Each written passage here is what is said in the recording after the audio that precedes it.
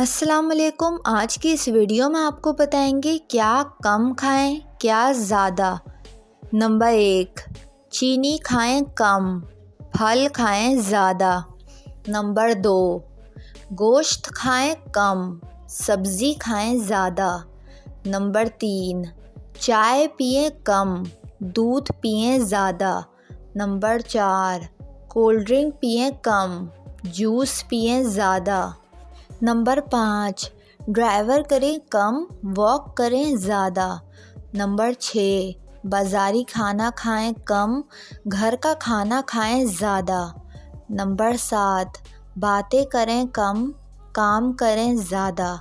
Number 8, चावल खाएं कम, रोटी खाएं ज़्यादा। उम्मीद करती हूँ आपको ये वीडियो पसंद आई होगी। वीडियो को लाइक और मेरे चैनल को सब्सक्राइब करके बेल नोटिफिकेशन ज़रूर ऑन कर लें।